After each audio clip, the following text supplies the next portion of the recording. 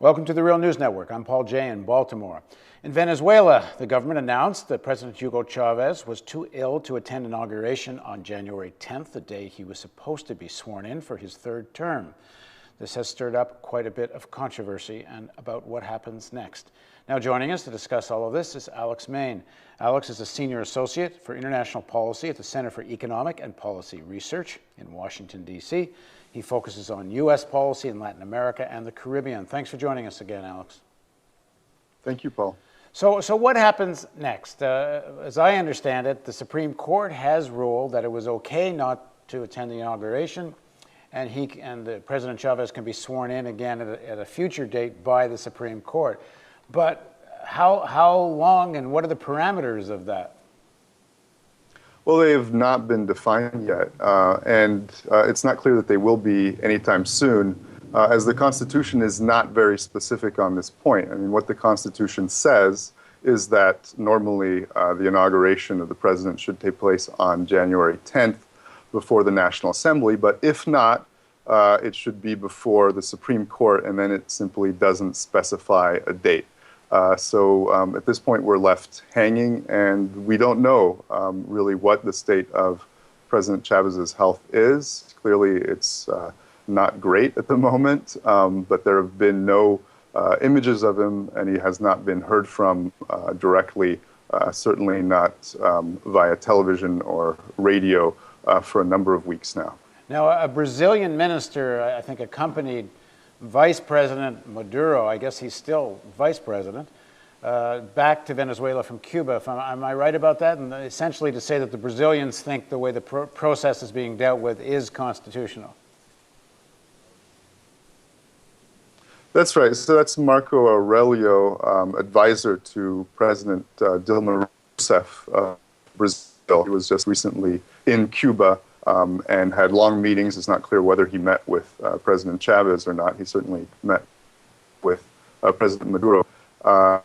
And he returned from that trip with some strong statements to the press in which he said, indeed, he believed that it was constitutional for the inauguration to be postponed, and even offered that it might be postponed for as long as 180 days, according to the Constitution. Well, that's where does this 180-day figure come from? Because I'm hearing this in different places. Like, so one day you read there is no time parameter, and then another day we hear about 180 days.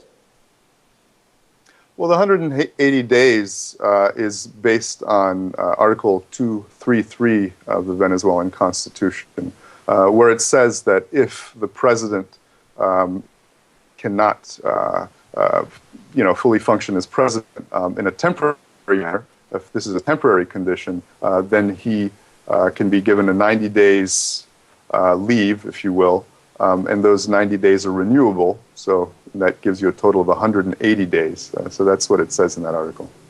Now, if President Chavez's health is such that he really can't assume the power again, which it seems that is his health condition. It's hard to imagine that even if he recovers from the crisis he's in at the moment, that he's going to be in shape to run a government. What would happen next? Why postpone things? It seems that if that's the case, they're going to have to head into elections sooner than later.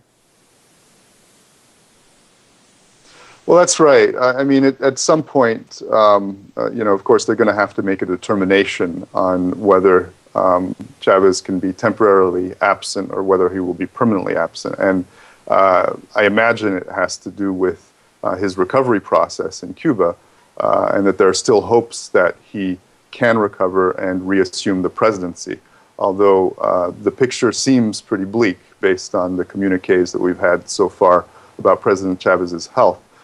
Now, if he shouldn't make it, he's given very clear instructions, or a very clear endorsement in any case, of the next candidate. And there would have to be elections within 30 days if it were announced that he is permanently unable to be president. And so in 30 days, there would be elections, and President Chavez clearly announced who he thought should be his successor, and that is Nicolas Maduro, the current vice president and foreign minister of Venezuela. Now, we're seeing in the American press I believe it was the Washington Post today, that quote unquote the Americans are sending messages to Maduro hoping for better relations and trying to, I think the language was, create new openings between the United States and Venezuela. What is that about? Well, I think that actually isn't necessarily directly related to the current situation, because we learned that overtures began and some talks began towards the end of November, at which point President Chavez seemed to be in better shape, and it appeared that he would be continuing as normal in the presidency. That's when talks appear to have begun. But I think, regardless of that, the United States government is very clear that at the moment, they probably will have to reckon with the forces of Chavismo for the foreseeable future. That was confirmed really in a strong way during the last elections in November, or rather in December, the regional elections, where the opposition did really quite badly. They won only 3 of 23 of Venezuela's states, the governorships of those states. So that was a clear indication that the opposition is not gaining in popularity. If anything, it's even declined a bit. And that's despite the fact that President Chavez, during nearly that entire campaign for the regional elections, was not present, was not able to be there and campaign, and so he wasn't actually one of the big contributors to the success of those Chavista candidates. Is there any reason to think that President Obama and his administration might have somewhat a different attitude towards Venezuela now that President Obama does not have to worry about getting reelected in Florida?